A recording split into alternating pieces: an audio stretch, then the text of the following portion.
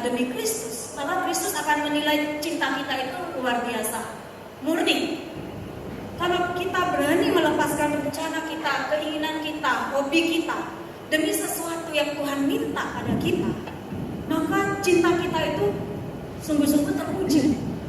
Kalau nggak ada buktinya bahwa kita mau melepaskan kesenangan kita demi Kristus, apa buktinya bahwa kita mencintai Tuhan? Benar nggak? Jadi kalau suatu ketika kita ini udah rencana mau pergi bersama keluarga Natalan misalnya, mau ke Bali, udah siap semuanya, anak kita udah senang, semua udah senang. Tiba-tiba dikatakan ada pelayanan sangat penting yang kayaknya nih nggak mungkin tanpa kita. Mau nggak pada saat itu kita ini melepaskan? Ya, misalnya itu satu contoh. Tapi sering kali saya yakin Tuhan itu buat orang-orang yang dekat dengan Dia, Tuhan itu minta lebih.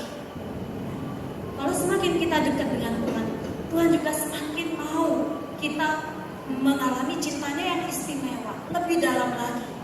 Nah, sering kali Tuhan menuntut kita untuk melepaskan banyak hal dalam hidup kita. Saya dari dulu pengen jadi wanita karya, pengen jadi orang yang sukses, kerja di kantoran, di kantor yang bagus. Bayangan saya waktu saya SMP, saya bekerja di Jakarta, ya, di gedung yang munafik, misalnya munafik, dengan pakaian yang rapi tiap hari. Tahu saya menikah dengan suami saya pindah di Pasuruan. Suami saya waktu itu punya mebel, saya menghadapi tukang tukang, dan kemudian saya nggak boleh kerja di kantor. Suami saya bilang, ngapain kamu kerja? Kan ada usaha sendiri. Dan saya pikir ya benar juga ya. Aneh kalau saya kerja sama orang, ini ada usaha sendiri. Tapi tidak sesuai dengan bayangan saya. Akhirnya saya mau kuliah lagi, kuliah S2. Nggak boleh sama suami saya. Dia bilang, kamu tuh mau melarikan diri dari saya ya? Kalau orang mau kuliah lagi kok dibilang mau melarikan diri kan aneh. Tapi ya itu, cuma akhirnya dia nggak izinkan saya untuk kuliah lagi. Ya udah, saya marah dalam hati, ya. Akhirnya marah juga sama Tuhan. Tuhan masa sih mau kuliah lagi ini nggak boleh gitu. Terus ya, karena saya marah, saya frustasi berat, saya banyak berdoa, saya banyak baca kitab suci, saya banyak datang pada Tuhan. Suatu ketika saya buka kitab suci, isinya apa? Pas banget. Apa yang nggak bisa saya lepaskan, itu bisa lepas dengan firman Tuhan. Ego saya, ambisi saya untuk prestasi, untuk S2, untuk berkarya, kena firman Tuhan itu, langsung bisa sembuh saya, bisa lepas. Carilah hikmat yang dari Allah, karena hikmat manusia itu sia-sia. Buat saya, S2 itu segala-galanya.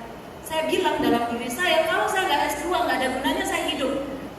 Mungkin Anda ketawa, tapi itulah saya waktu itu. Ya. Kemudian, akhirnya tapi karena firman Tuhan itu, orientasi saya, hidup saya bisa berubah.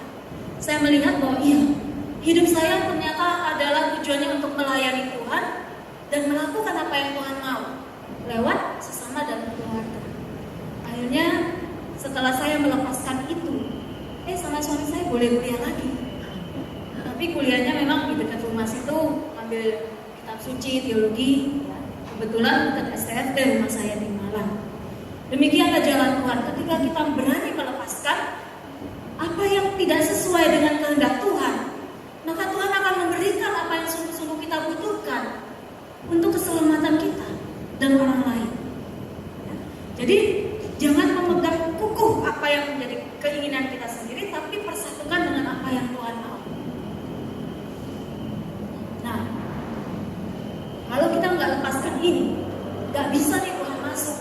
Hati kita terlalu penuh dengan harta benda duniawi. Orang itu susah untuk menerima Kristus. Coba bayangin, kalau hidup kita sepanjang hari, Senin sampai Jumat, pikirnya duit, pikirnya gimana ya untuk bisa makin sukses, makin mengembangkan bisnis dan seterusnya, maka yakin saya sulit untuk berdoa.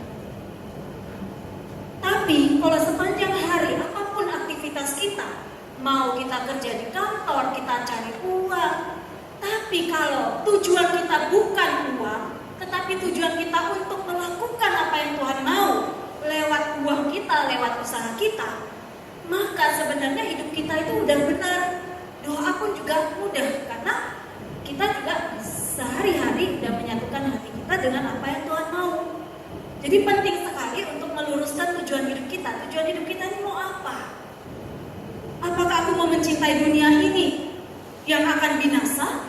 Ataukah aku mau mencintai Tuhan yang memberikan aku segala-galanya, kebahagiaan di dunia maupun nanti kelak di surga? Ya, nah ini perlu kita riset terus, perlu kita adjust terus, perlu kita murnikan terus setiap hari. Makanya kita tiap hari perlu doa, perlu baca firman Tuhan supaya kita diingatkan terus bahwa dunia ini akan binasa. Jangan hatimu melekat pada dunia. Nah ini tiap hari, karena apa? Tiap hari juga tawaran Tuhan, tawaran dunia itu datang pada kita, benar? Dan suaranya itu lebih kuat. Nyetel TV aja sudah iklannya seperti itu, ya kan?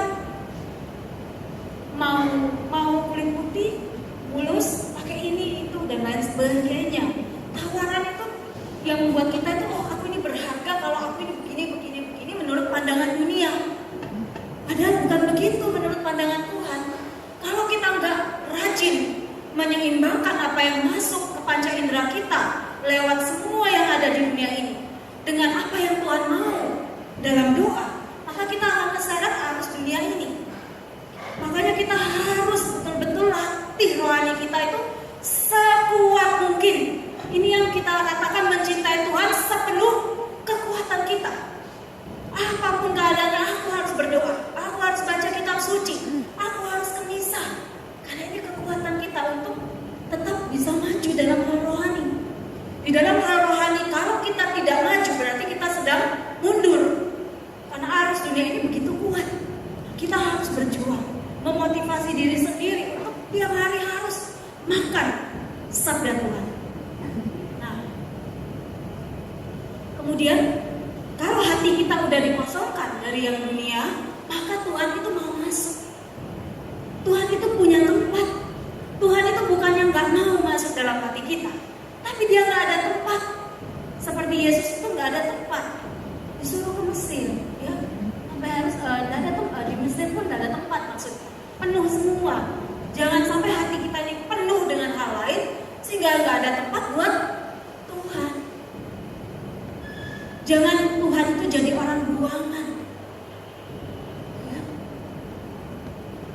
Nah, seperti itu, memberi segalanya kepada Tuhan, memberi yang terbaik, waktu kita yang terbaik, hidup kita waktu sehat kita berikan pada Tuhan, jangan waktu sakit. Ya, kalau terpaksa waktu sakit nggak apa-apa daripada nggak sama sekali. Cuma kalau orang udah sakit mau mati baru mau ikut Tuhan itu nyesel. Karena dia pasti nyesel, dia baru sadar cinta Tuhan itu ternyata luar biasa padaku. Kenapa kok aku gak pernah berbuat apa-apa buat Tuhan? Kalau udah mati tanpa nyesel lagi. Untung kalau belum mati sekarang masih untung. Tapi itu udah nyesel. Saya punya teman itu seperti itu. Mau meninggal baru dia bilang, kalau aku boleh muter kembali jarum kehidupan, maka satu hal yang saya mau lakukan, saya mau melayani Tuhan. Bertobat setiap hari. Inilah tadi dalam Yesaya 1 ayat 16 sampai 18, ya. Apa itu bertobat? Bertobat itu berbuat, bukan hanya mikir. Bukan hanya mikir mau berbuat baik, tapi melakukan. Yesaya 1 ayat 16 18 tadi itu, berbuat keadilan, membela janda-janda, orang yang lemah, yang bisa kita bela, kita bela. Kadang-kadang ada orang datang minta doa, tolong doakan saya, atau datang pinjam duit. Pas kita lagi nggak punya duit, pas kita juga butuh duit. Datang minta doa pas kita ngantuk. Nah inilah ujian kita. Mau nggak kita berkorban? Mau nggak kita menyangkal diri demi orang yang kita bantu? Saya punya saudara, dia itu takut sama Tuhan. Kalau suruh saya, misalnya titip nih, aku tolong ya, titip salurkan sumbangan ini buat apa, keperluan apa gitu ya. Terus saya bilang oke. Dicek sama dia, sudah belum, aku masih ini, masih itu, masih repot di rumah, cepat katanya gitu. Kalau sampai ada yang misalnya dia menyumbang panti asuhan, kalau sampai ada anak panti asuhan itu mati, itu tanggung jawabmu loh, dia bilang gitu. Wah iya, perlu sadar juga saya ya, bahwa berbuat baik itu jangan direntengkan. Mentang-mentang kita yang memberi duit, lalu kita mau bilang suka-suka gue, suka-suka aku, kapan aku mau kasih, bagaimana caranya aku ngasih tergantung aku. Kadang-kadang kita lihat banyak orang yang agak sok, mentang-mentang dia yang melayani, mentang-mentang dia yang membantu, dia pikir dia hebat, padahal tidak. Tapi kalau kita nggak mau dikalahkan oleh segala permasalahan, kita tetap mau maju, kita akan melihat bahwa Tuhan tidak akan mungkin membiarkan kita dikalahkan oleh segala macam persoalan itu. Tuhan mau bahwa anak-anak yang berjuang untuk dia dan mengasihi dia akan keluar sebagai pemenang di atas segala persoalan. Sehingga akhirnya kita bisa terbang tinggi seperti Raja Wali untuk mengikuti dia, melayani dia, dan mencintai dia. Jadi kalau kita mau membulatkan tekad, maka kita akan menyaksikan kuasa Tuhan itu sungguh-sungguh nyata dan sungguh ada di dalam hidup kita. Nah, demikian. Jadi apa yang kita perlu lakukan selanjutnya setiap hari menjaga hati. Karena hati tempat tinggal Tuhan.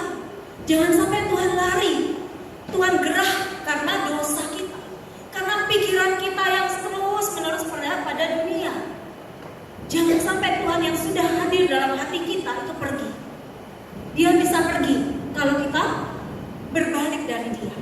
Dia bisa pergi kalau ternyata setelah kita mengalami cinta yang mula-mula, cinta yang luar biasa dengan Tuhan, tapi kemudian dengan segala persoalan dunia, kesulitan, apapun kenikmatan, kita kaya misalnya, lalu kita lupa pada Tuhan, maka Tuhan itu bisa